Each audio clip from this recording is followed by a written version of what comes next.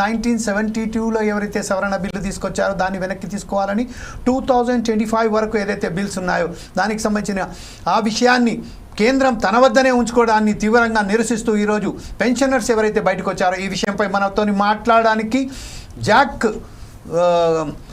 Secretary అయినటువంటి చోళ ఓం ప్రకాష్ గారు మనతో సిద్ధంగా ఉన్నారు. ఓం ప్రకాష్ గారు, ప్రస్తుతం ఉన్న ఈ సమస్య ఏంటి, సమస్యను పరిష్కారం ఎలా దిశగా తీసుకువెళ్ళదలుచుకున్నారు, మీరు దీన్ని ఎలా మీరు వివరిస్తారండి?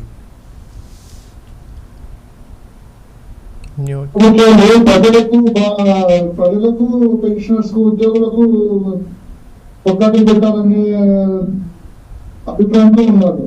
ఎందుకంటే ఇప్పుడు పెన్షనర్ 36 సంవత్సరాలు ప్రభుత్వ ఉద్యోగం చేసిన తర్వాత మరి వాళ్ళు భారానికి ప్రభుత్వానికి భారం అవుతున్నట్టు ప్రజలకు ప్రయత్నిస్తున్నారు. కాబట్టి ఇప్పుడు ప్రభుత్వము పెన్షన్స్ కూడా ప్రభుత్వంలో భాగమే కాదు కాబట్టి ఉద్యోగులు కూడా భారం చూస్తారు. ఇప్పుడు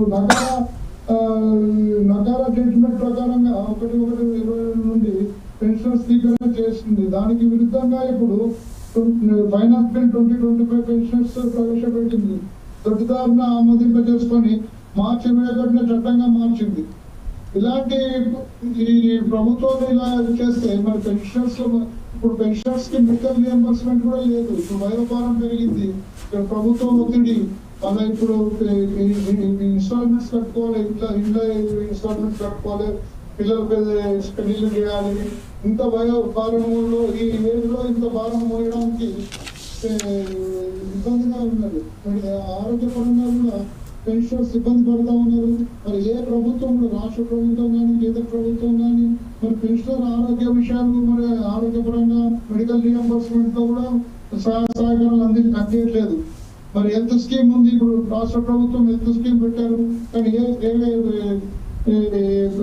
హాస్పిటల్లో కూడా అంగీకరించట్లేదు.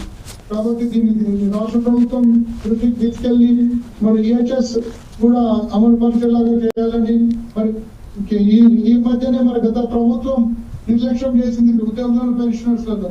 మరి ఈ తెలంగాణ కాంగ్రెస్ ప్రభుత్వం కూడా మార్పు తెచ్చుకున్నాం, మా ఉద్యోగులు పెన్షనర్స్ వల్లనే కాంగ్రెస్ ప్రభుత్వం ఏర్పడింది.